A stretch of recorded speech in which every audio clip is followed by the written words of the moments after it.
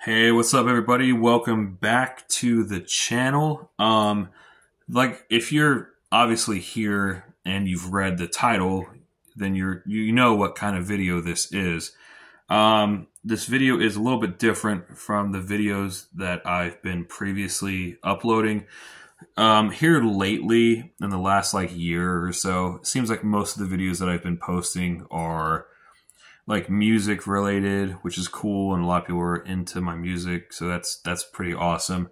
Or they're like daily vlog videos or just random types of videos like that. A while back, I used to do more types of videos like this, talking and going over different types of tools and equipment and home improvement DIY stuff that I do, but it has been a while since I've made something like this. It's probably been like a couple of years or so. Also, if anybody's interested, because I made a video a couple of years ago, and I think it's a very decent video for what it is. So I made a video. There's actually two videos that I made. One's a lot more detailed version, but I made a video a while back on how to, like, step by step, how to wire an electrical outlet in your house.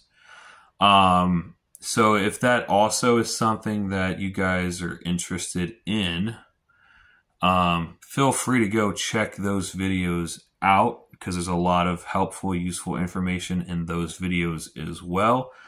This video is not going to be like that. This is going to be just a review and a quick go through of the different types of tools and equipment that I use for electrical that I do. So if you want to actually, this video is not going to really tell you how to wire an electrical outlet or something, or how to replace something.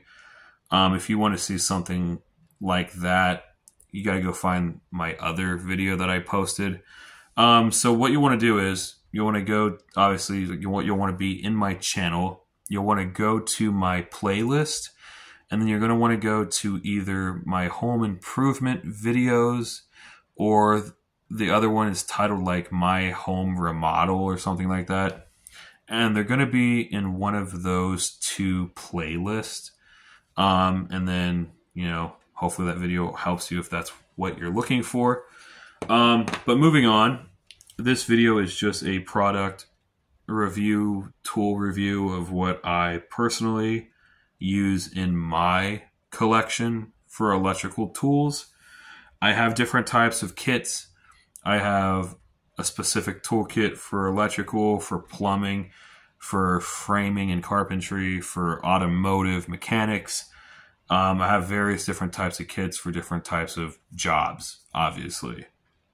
This specific one in this video for today is going to be covering electrical.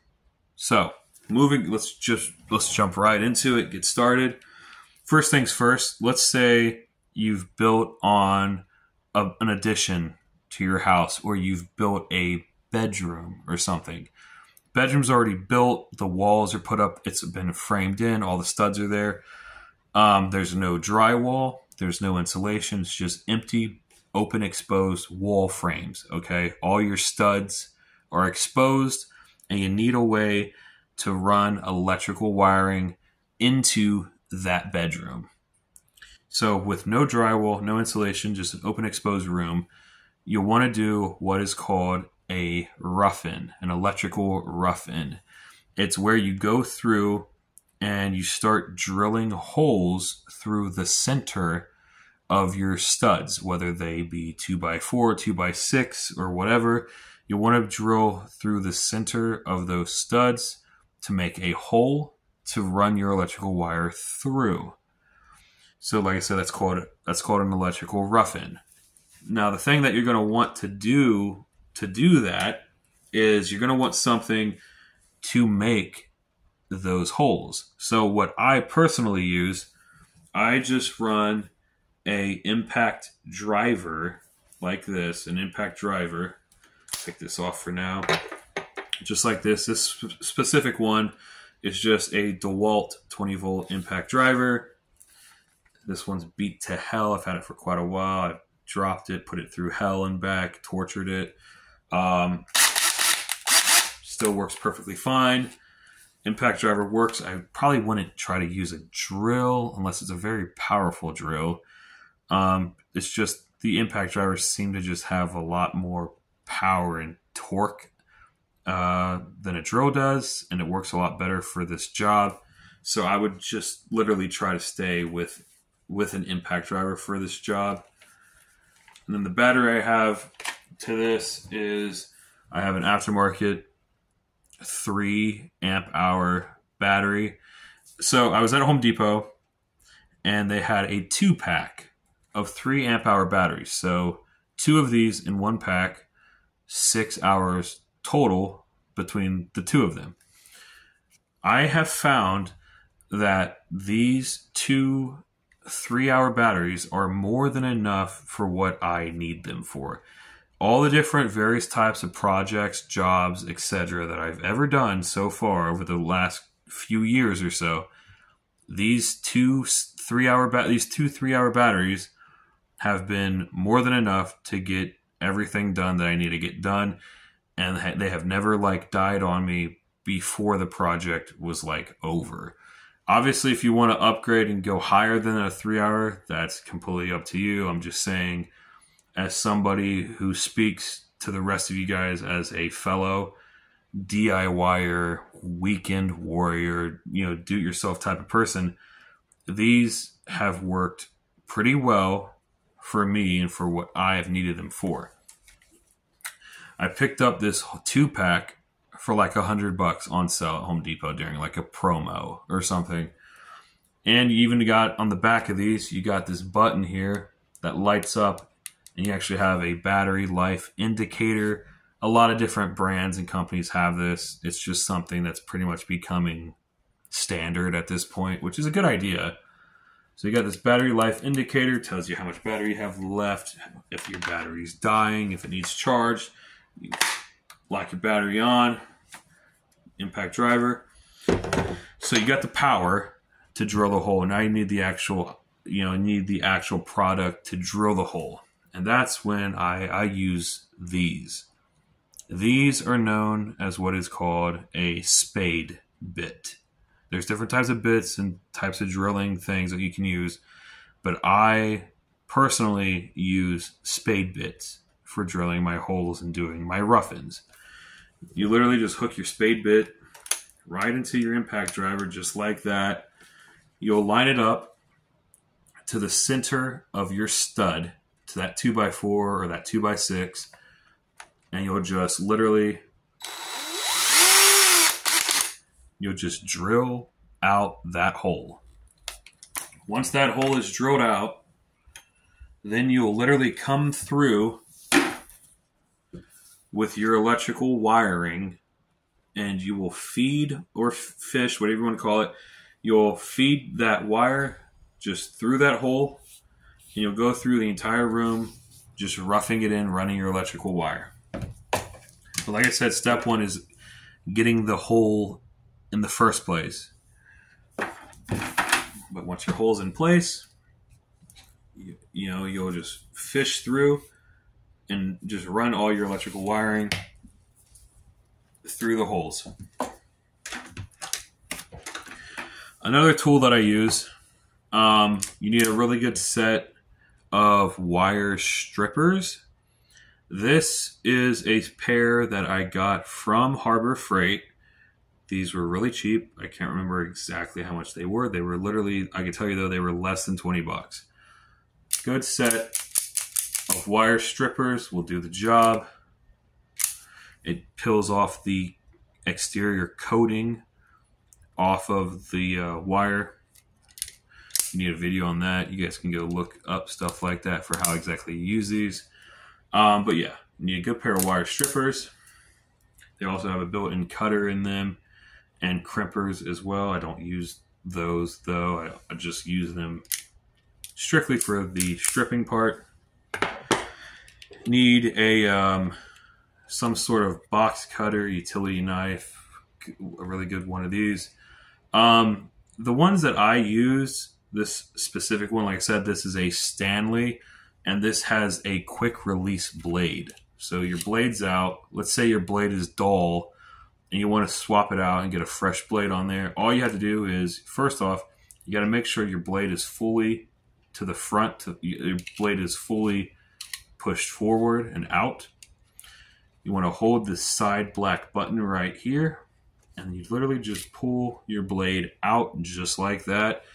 And it's the exact same thing reversed for putting on the new blade. You want to make sure you're holding the button. You come through with your blade, put it in, let go of the button, it locks in, your new blade is on.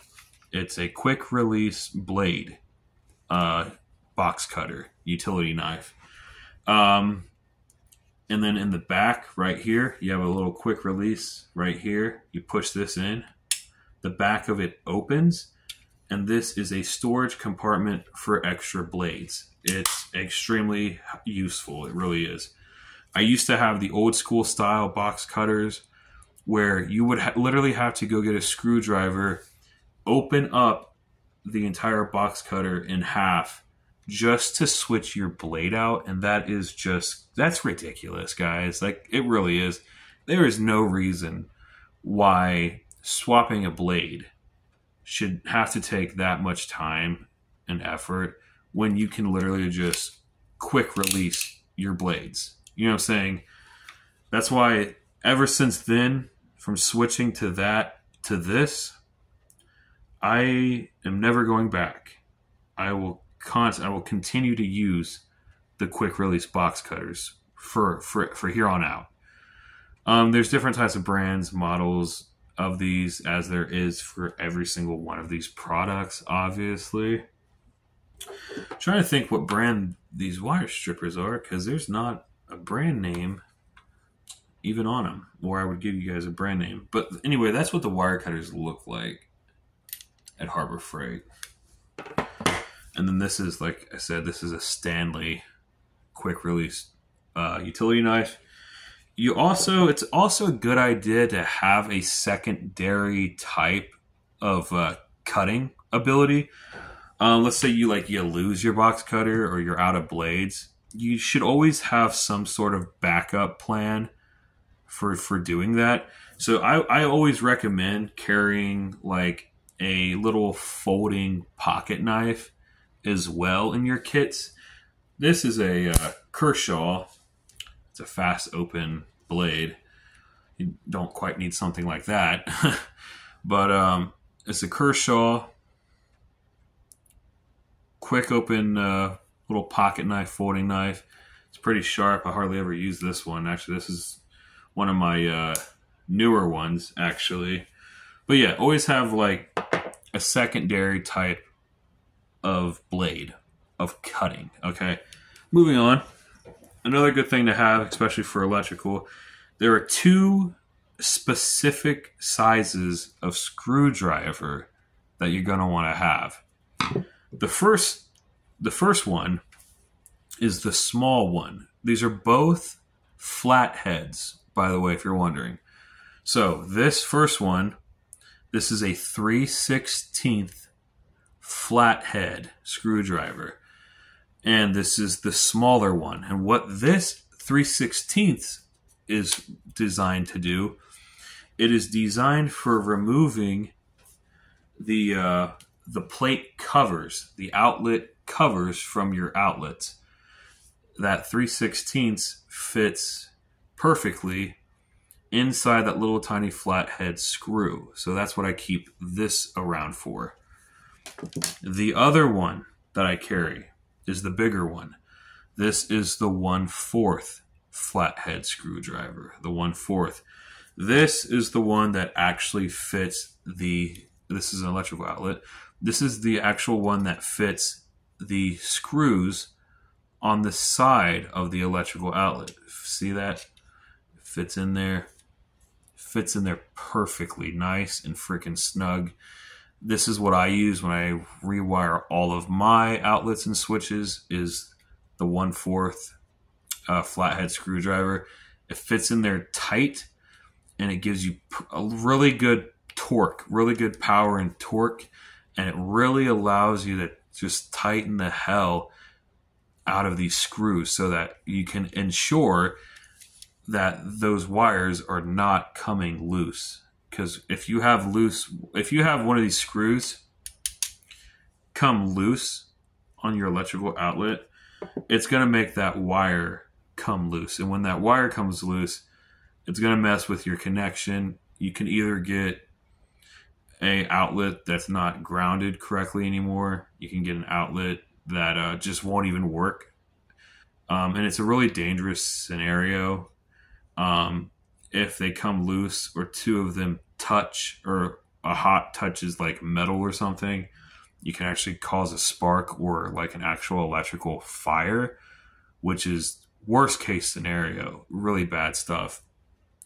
So you really, seriously guys, when doing electrical outlets or switches or whatever, you really want to make sure that you are tightening these screws down really freaking tight. You want to make sure they're really freaking tight and that they're not going to back themselves off or come loose, because that's going to cause loose wiring.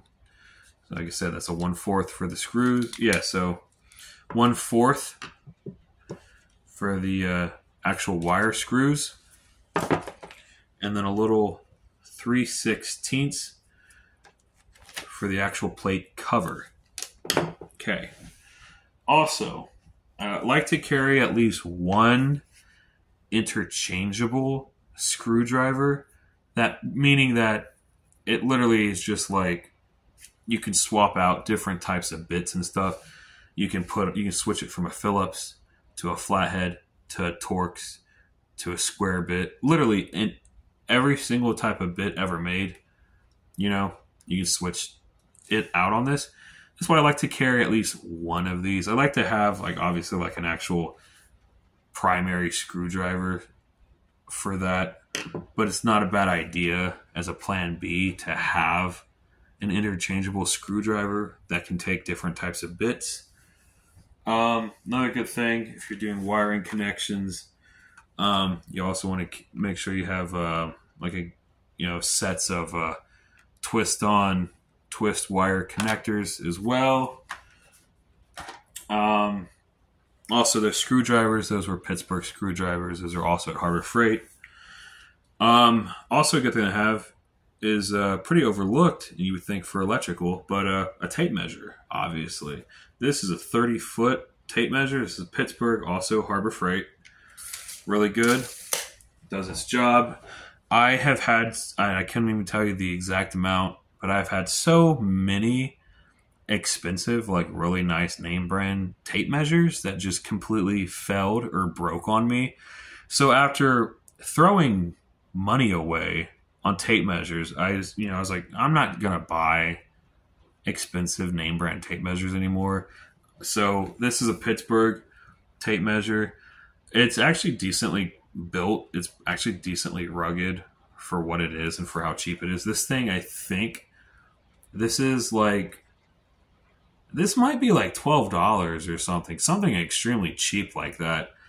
And I've been using it quite a bit for a while now. It's actually a pretty well built tape measure for what it is, especially at the price point. So I definitely recommend this one. But yeah, you definitely want to have a tape measure on hand, obviously. This specific one is really nice because, as you can tell, not only do you have your main top primary measurements, but you have your micro measurements as well at the bottom. I know that camera's probably not going to pick that up very well. I don't know why it's acting like this. Oh my god. Well, that sucks. Why is it doing that? Anyway, you have your micro measurements at the bottom, meaning that includes stuff like 1/8, 1/4, 3/8, 1/2 inch, 5/8, 3/4, 7/8. All your in between measurements. If you're cutting something and you want specifics, not just is it it's a little longer than 6 inches, but it's not quite 7 inches. It's somewhere in between like it's like right here, like here's 6, here's 7 inches, right? And it's like, well, what's your measurement? Well, it's not 6, but it's not 7 either. You want specific details. That's why those micro in between measurements are there, to get you really tight, precise measurements. It's a good thing to have. You'd be surprised. A lot of tape measures now, even some of the higher end brand tape measures, they don't have the bottom micro measurements on them. They just have like the basic ones. And I really don't like those. I really don't, especially if you're in a pinch. You're not really trying to sit there and do a whole bunch of math in your head when you're cutting and doing measurements and stuff. You just want to look down, get your measurement, and go as quickly as you can. It's nice to have the ones that have those little bottom micro measurements on them. Oh yeah, obviously the most important freaking part of doing electrical work. You're gonna want to have some type of multimeter. So a multimeter is a device that is used for, literally used for measuring electricity and power. It's pretty freaking cool. This is a 7-function digital multimeter. Again, this is at Harbor Freight, guys. It doesn't cost a whole bunch of money just to get started in doing household stuff. It really doesn't. You can get started with the bare minimum, basic ass, simple tools for really low prices. You don't need expensive ass name brand stuff right out the gate to get started. You can do it on a budget. That is what this video is about. As you can tell, a lot of my stuff so far has been Harbor Freight stuff, including this. This multimeter is literally like $7, and that's like full price. Okay, digital multimeter. This thing's amazing. I've gone through a few of these because they are cheap. They are pretty fragile too. If you drop them, you can definitely break them. I do use multimeters quite a bit. I am actually in the process of working my way up and getting a more rugged, durable multimeter, something that can take a little bit more of an abuse than this thing. This thing's pretty fragile, not gonna lie. But if you're really good with stuff, and you can kind of be delicate and not like drop it, throw it around, or step on it by accident, out the gate, this thing will do the job for what you need it to do. Okay. Now, I'm not going to really go into detail and explain exactly how to use a multimeter. There's other videos on the internet for that. And if you even want, eventually I will make just a specific video for how to use a multimeter if you need that, if it ever came to that. But this video is not that video. This is just what I am using. $7, Harbor Freight multimeter. Like I said, it's a 7-function. You can measure DC, AC. You can measure ohms. Yeah. But like I said, I am in the process of getting a slightly better multimeter, something that's more durable, and definitely something that comes like with its own protective hard case. It's just so I don't break this and smash it. Or, I mean, the new one, obviously. And then, obviously, electrical tape. I mean, that's kind of a no-brainer. Like, anybody doing electrical should probably have electrical tape laying around. That's pretty much it for this video. Those are all the different tools that I use so far for my electrical kit. I'll be making other videos as well. The next video I think I'm going to be making is how I do plumbing, specifically how I do PEX piping.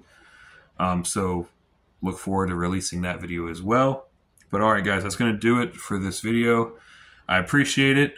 We are now up to like 70 subscribers now, which is amazing. Okay. We are slowly climbing, and we're getting there. You know what I mean? But all right, guys, I'm going to go ahead. I'm going to jump off here, and I will see you guys in the next video.